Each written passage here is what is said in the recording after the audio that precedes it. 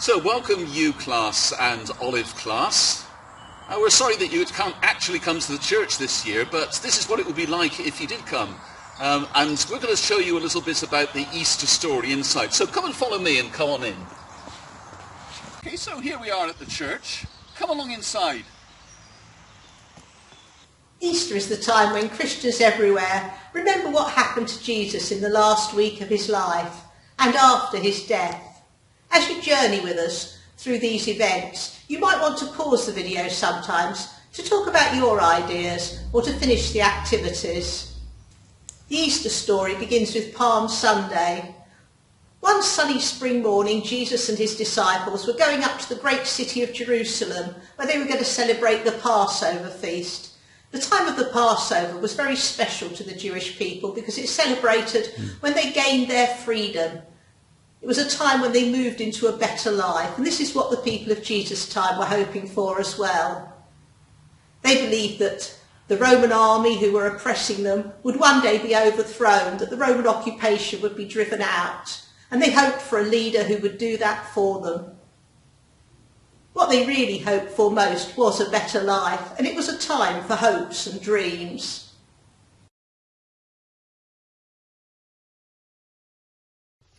We all dream sometimes about how things could be different and life could be better.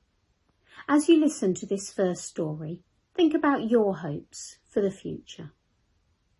When Jesus came into the great city of Jerusalem, the crowd was excited and restless. Many had heard of Jesus' teaching and miracles. They longed for a leader to drive the Romans from their land so that they could live in peace and prosperity. As Jesus rode in through the city gates on a young donkey, the people cheered and praised God. "Blessed is the King who comes in the name of the Lord," they shouted. People began to throw their cloaks and palm leaves onto the ground to pave the way for Jesus. Their hearts were full of expectation. We're going to make palm leaves now. On your leaf, write or draw your own hope or dream for the future. We made our palm leaf in the simplest possible way, but if you're quite artistic, you might be able to do a more elaborate one. What we've done is we've taken our sheet of green card and we've folded it in half like that, so that our leaf will be symmetrical. Then we've cut half a long, thin leaf so that the fold will be the centre of the leaf. That's going to be the shape of our leaf. And because palm leaves are very serrated at the edge, before we've unfolded it, we've stitched right along the length to make it more like a real palm leaf, like that. So when you've done that, I don't know if you can see the little slits in the side, you could write in the middle your hope or your dream for the future, and perhaps you can collect them all together afterwards.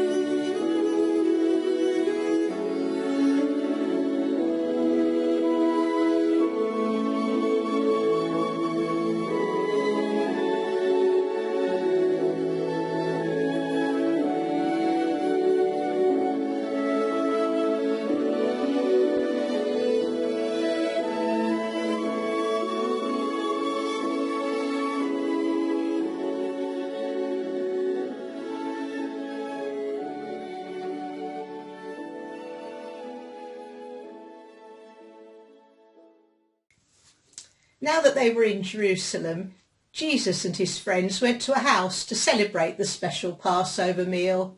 The people who had watched Jesus ride into Jerusalem had greeted him as a king, but we often call Jesus the servant king, and this next story helps us to understand why.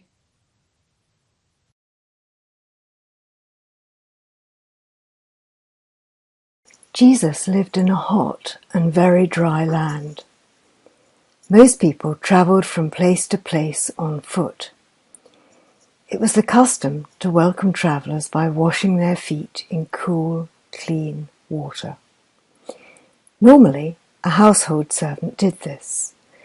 When Jesus' disciples met him in the room where they were having their meal, they were surprised by what happened. Jesus took off his outer clothing and wrapped a towel around his waist. After that, he poured water into a basin and began to wash his disciples' feet, drying them with the towel.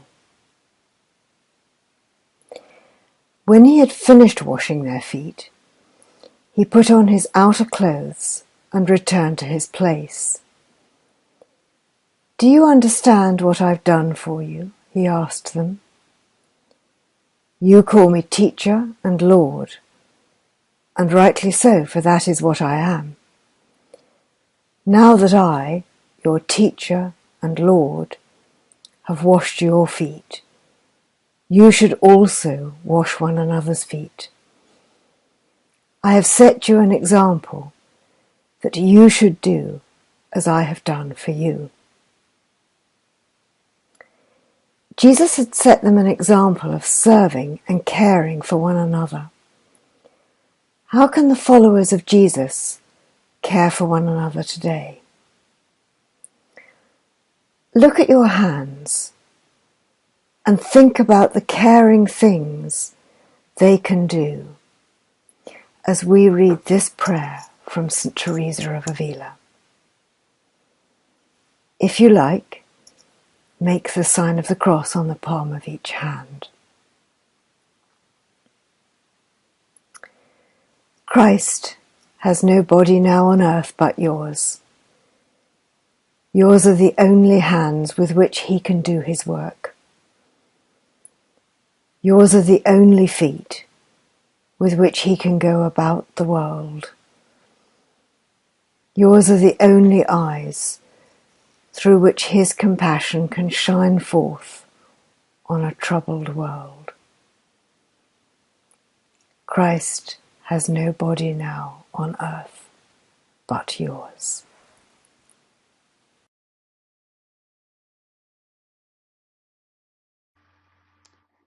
In a quiet upper room, Jesus and his friends shared the Passover meal. I wonder, do you have any special objects that help you to remember an important time in your life? I have a collection of glass animals which I bought at different times in my life. Here's one of them. This one reminds me of a lovely holiday we had as children in Northern Ireland, and there was a shop that sold beautiful little tiny glass animals, and this is one of my favourites in the collection because it reminds me of those holidays. I expect you've got lots of other things that help you to remember things, maybe photographs and pictures and toys and all sorts that you may have got at special times. When Christians meet together, they'll often share bread and wine to remember the last meal Jesus had with his friends before he died. The Bible tells us about this special time. On the night before he died, Jesus had supper with his friends. He took some bread, and thanking God for it, he broke the bread. Jesus gave the bread to each of his disciples and said, "Take, eat. This is my body, which is given for you. Do this to remember me." On your paper plates, draw a picture of a special time that you want to remember. Or if you prefer, draw a story about Jesus that you remember.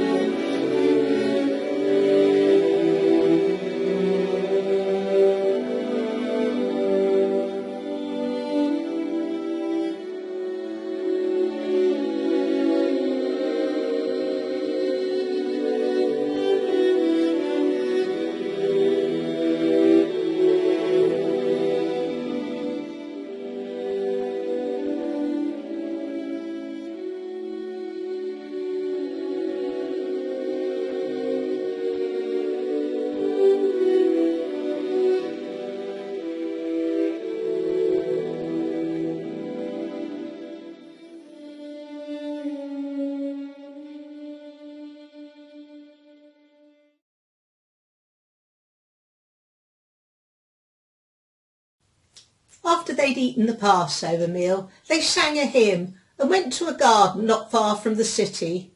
It was night time now. Often people feel most alone after darkness falls and when it's very quiet. Can you remember a time when you felt very alone? That night, Jesus knew that soon the soldiers would come to arrest him and he would be sentenced to death. In the garden called Gethsemane among the olive groves, he asked his friends to keep watch with him while he prayed to God to help him. But his friends were tired and they fell asleep. In the darkness of the night, Jesus felt very alone. Even so, he trusted himself to God's care. You should all have a little piece of modelling clay. It's not very big, so you won't be able to make anything complicated. Take your piece of modelling clay and create a shape or a figure or an object that reminds you of a time when you felt lonely or afraid. While you're making it, listen to the music and to these Bible verses.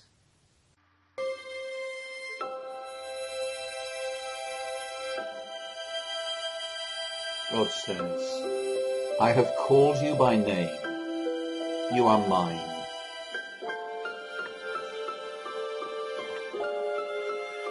God says, I have loved you with an everlasting love.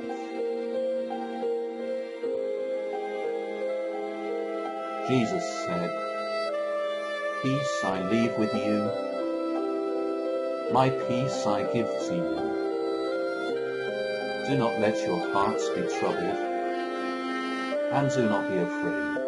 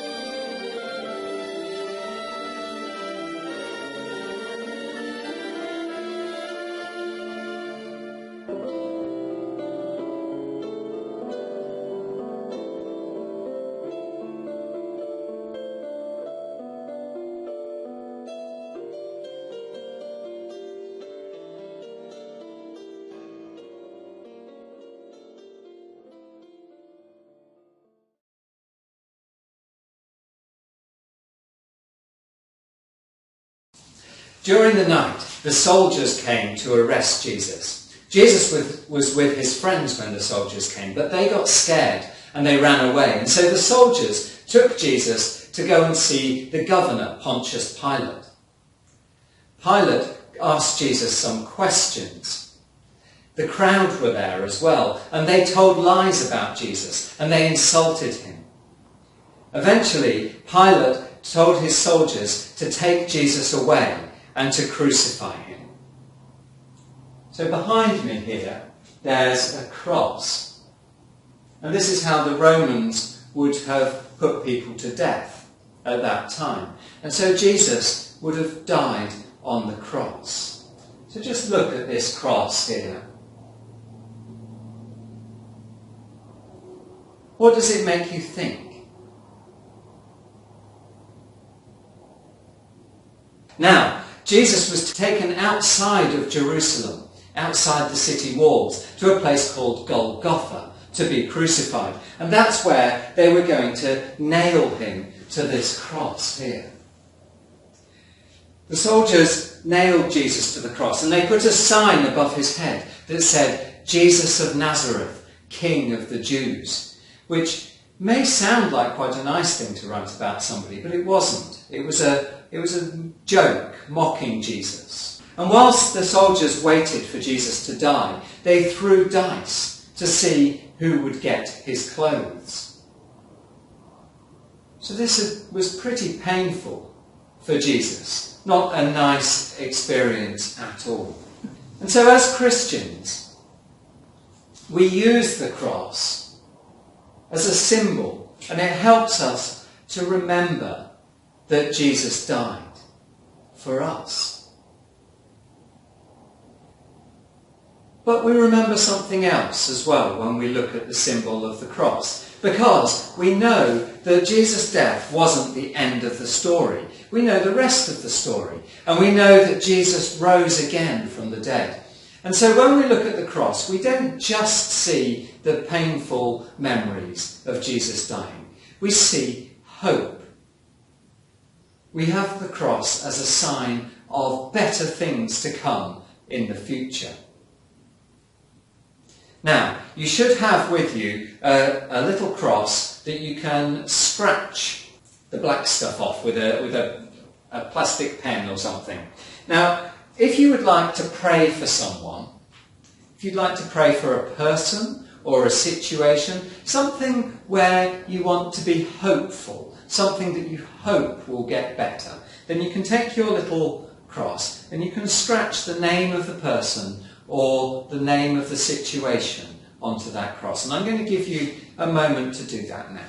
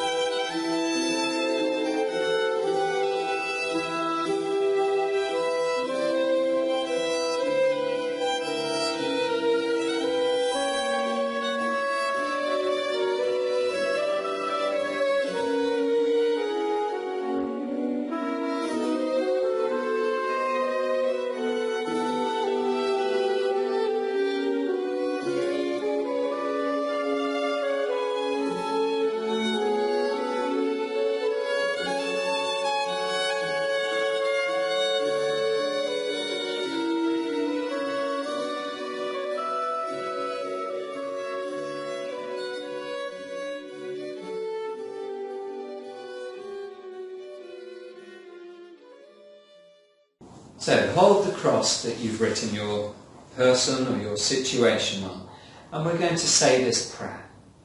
If you'd like to make it your prayer, you can say Amen with me at the end. Dear Jesus, help the people we have named and anyone else who is sad or suffering today to know that you are with them and love them very much. Amen.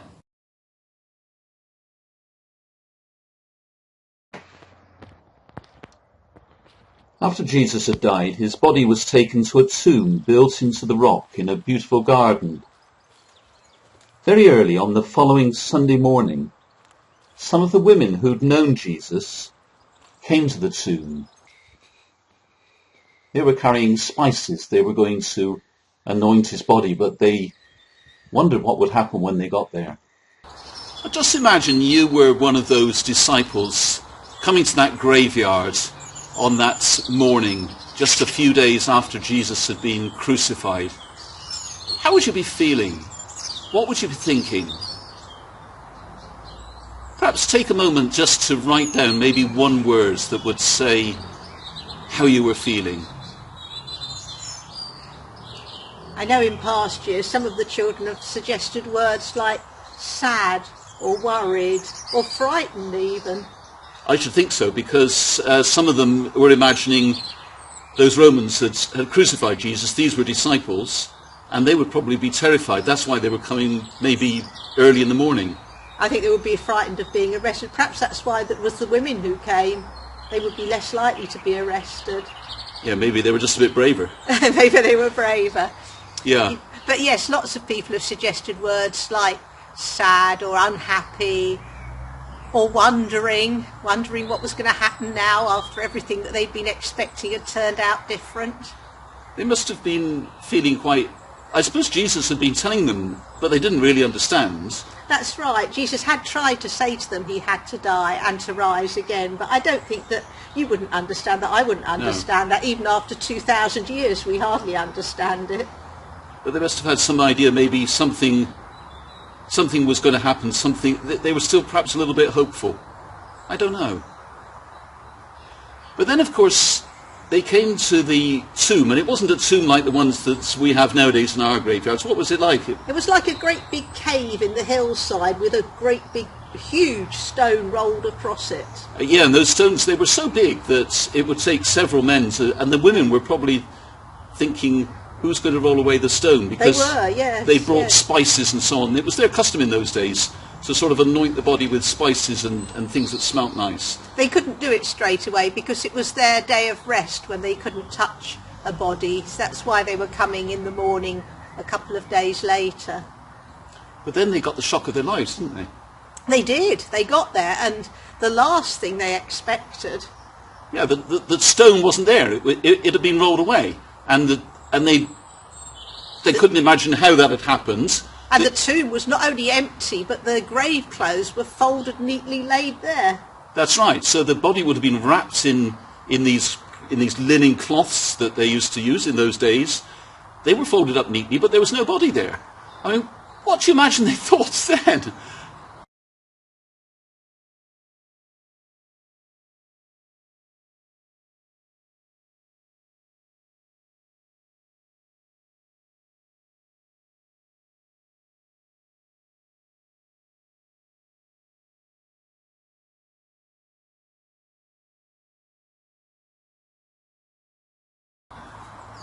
We've had some wonderful words suggested by some of St Nicholas' pupils in past years. Gobsmacked, flabbergasted, astounded, amazed, terrified again. What did you write down? Yeah, I think they must have been totally surprised. And then they turned and they saw someone standing there. Somebody very bright. Yes, and I wonder who it was or what it was. What would you imagine? Well, I think if I was already so surprised, I might think it was something to do with God. Maybe one of his messengers. Yes, I think that's what I might hope anyway. And so what would you say then? If you could ask that person a question, if you thought they got something to do with it, what would your question be? Maybe you'd like to think about that, and if you've got your pencil or your paper there, just write down what would be the question, the one question you would ask that person standing there. You're so amazed and you don't really know what's going on. What would you want to ask? Can you remember some of the things that Ivan, you asked in years gone by?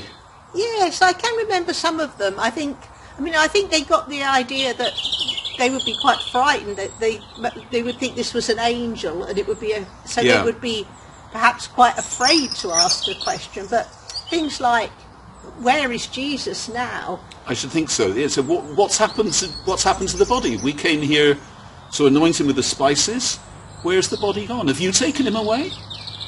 That sort of question, yes. Yeah. What's going to happen next? What does it mean for us? But then the angel, if it was an angel, said something to them. He said, why are you looking for Jesus, the living? Yeah, why are you looking for the living among the dead? And he said, he's not here, he's risen. Meaning he'd risen from the dead, he was alive again.